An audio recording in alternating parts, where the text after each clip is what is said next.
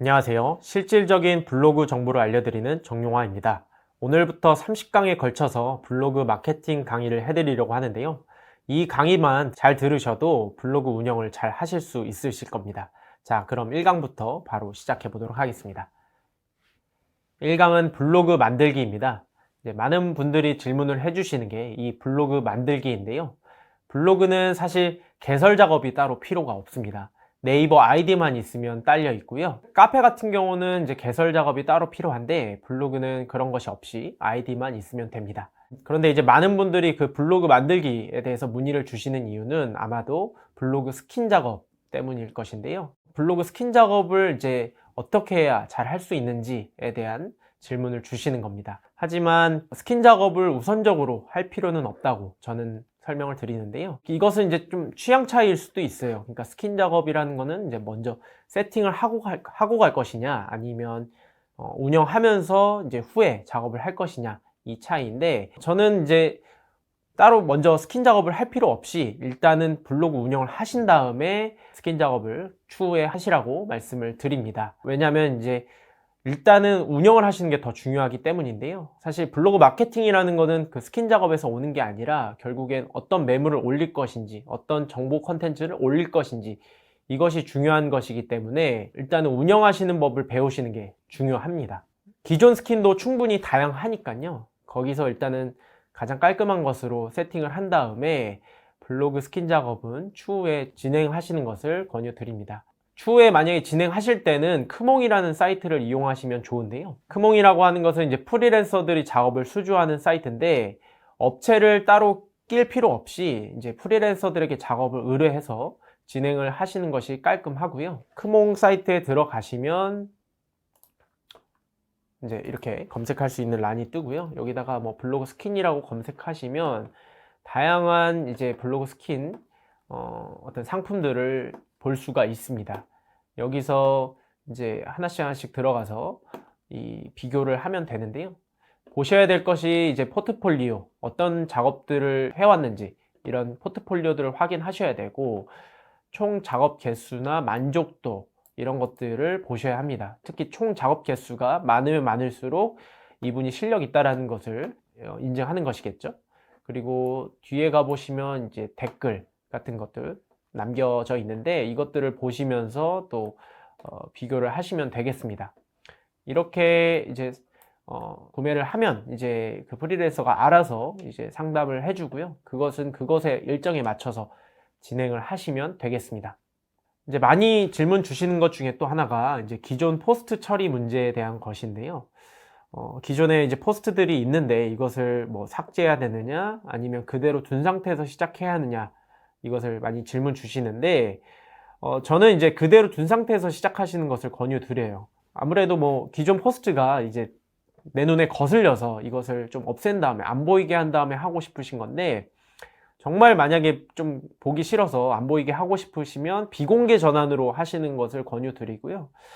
그런데 이제 방문자들, 이 블로그를 방문하는 사람들은 사실 그것을 신경 쓰지 않습니다. 내 눈에만 거슬리는 문제이기 때문에 사실 그대로 둔 상태에서 시작하면서 새로운 포스트들이 차곡차곡 쌓이면 알아서 그것들은 뒤로 밀리면서 안 보이게 될 것이고요. 하지만 이제 문제가 있었던 블로그 같은 경우는 초기화나 새로운 아이디를 만드셔서 시작하는 것이 좋습니다.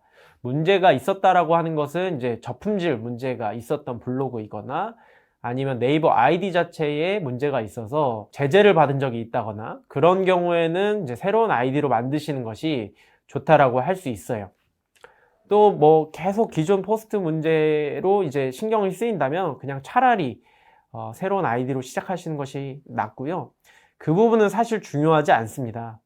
방금 말씀드렸다시피 블로그를 일단 시작하시는 것, 포스팅하는 것, 이것이 중요한 것이지, 뭐 어떤 상태에서 시작해야 최선의 조건인지 그것은 사실 중요한 문제는 아닙니다. 별 차이가 없다라고 말씀드릴 수 있고요. 뭐 그래도 이 기존 포스트 양이 많아서, 그러니까 기존에 블로그를 운영한 이력이 많아서 이제 그런 포스트 누적 개수가 쌓여 있는 경우에는 분명히 이제 블로그 지수가 좋게 작용을 해서 더 나은 시작을 할 수 있는 부분은 있습니다.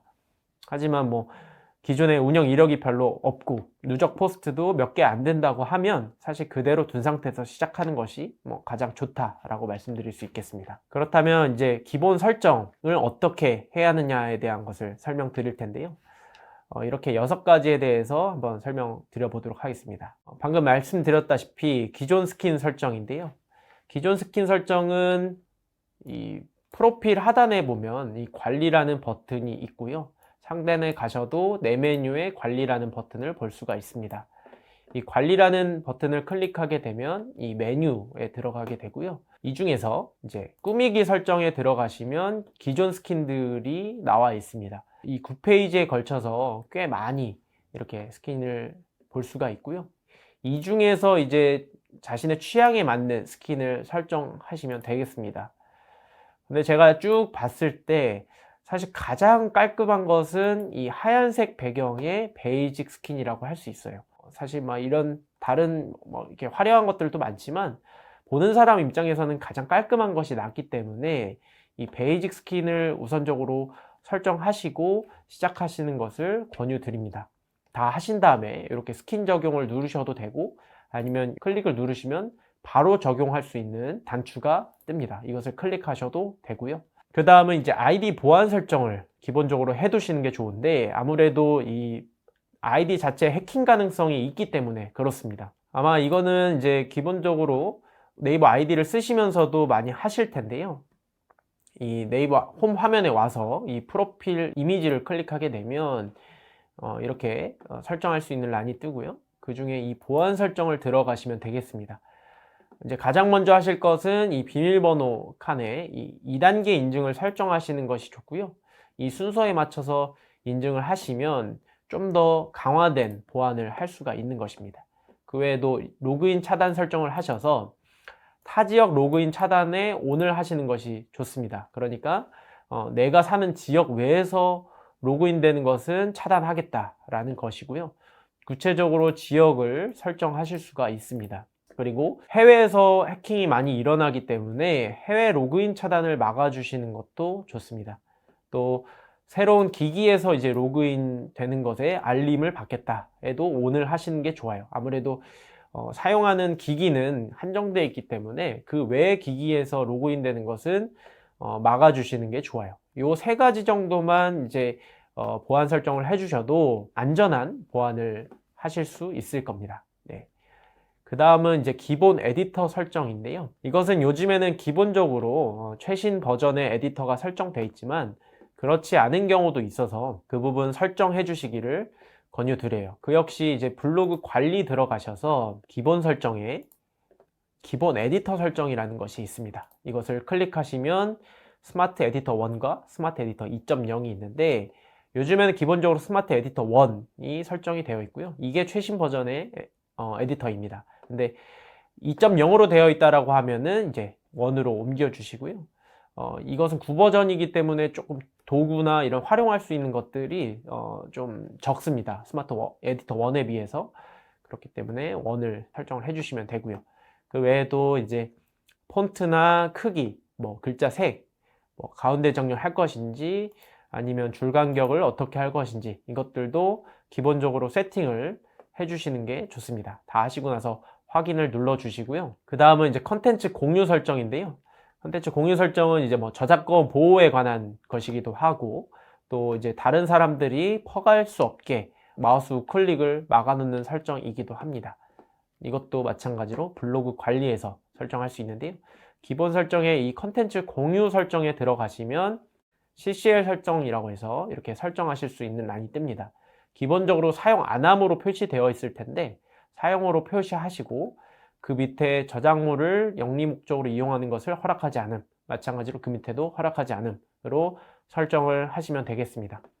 자동 출처 사용 설정은 기본적으로 사용으로 되어 있어서 이것은 그대로 두시면 되고요. 마우스 오른쪽 버튼 금지 설정도 이제 마찬가지로 사용 설정을 하셔서 우클릭을 못하게 막아 두시는 겁니다.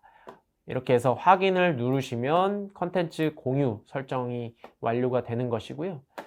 이웃 그룹 관리 설정도 아주 중요한 사항은 아니지만 해두시는 게 나쁘지 않고요. 이것은 아주 강력하게 권유드리는 부분은 아닙니다. 그냥 참고 사항이라고 보시면 될 것 같고요. 이 마찬가지로 기본 설정의 하단에 가시면 이 이웃을 어떤 설정할 수 있는, 이웃을 볼 수가 있는 란이 뜨는데, 가장 상단에 이웃 그룹 관리에 들어가시면 이제 서류 신청받기라는 란이 있습니다. 여기에 기본적으로 사용이라고 클릭이 되어 있을 텐데, 사용하지 않음으로 두시는 게 더 편하실 거예요. 이게 개인 블로그가 아니고 일상 블로그가 아니기 때문에 굳이 막 서류 받아가면서 이렇게 활동하실 필요는 없으세요. 그냥 사용하지 않음으로 두고서 내 블로그를 이웃 추가하려면 그분들이 알아서 그냥 추가하면 되는 것이고, 서류 이웃을 그냥 막아두셔도 돼요. 뭐 이웃의 중요성 이런 부분들이 또 궁금하실 텐데, 그 부분들은 이제 뒤에 한번 뒷강의에서 한번 다뤄보도록 하고요.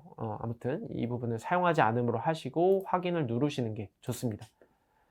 여기서는 내가 이웃을 건 사람들의 리스트를 볼 수가 있는 곳이고요. 그 밑에 나를 추가한 이웃은 상대방이 나를 추가한 리스트를 볼 수가 있습니다. 그래서 이 두 곳의 차이가 있고요. 서로 이웃을 신청을 열어둔 경우에는 요 밑에서 이제 이웃 신청을 받아서 이것을 수락할 것인지 거절할 것인지 여기서 이제 확인하는 겁니다. 마찬가지로 보낸 신청도 확인할 수가 있어요. 그러니까 내가 누구에게 서로 이웃 신청을 했는지 이 부분도 여기서 확인할 수가 있습니다. 그 다음은 이제 블로그 시 질문 배달 중지인데요. 이 부분도 뭐 중요사항은 아닌데, 블로그 마케팅 목적의 블로그에서는 굳이 할 필요가 없습니다. 이 부분도 마찬가지로 관리에서 설정하는 건데, 메뉴 글 동영상 관리에 들어가신 다음에 이 글 배달 블로그 시 질문을 클릭해 주시고요. 여기서 이제 기본적으로 배달로 설정이 되어 있을 텐데, 배달 중지에다가 클릭을 하신 다음에 확인을 누르시면 되겠습니다. 뭐 이 정도로 이제 세팅을 해 두시면 될 것 같고요. 사실은 뭐 이런 세팅이 중요하기도 하지만, 기본적으로 이제 앞서 말씀드렸던 것처럼 블로그 운영을 실질적으로 하시는 것이 가장 중요하다고 할 수 있어요. 그래서 일단은 시작하시기 바라고요.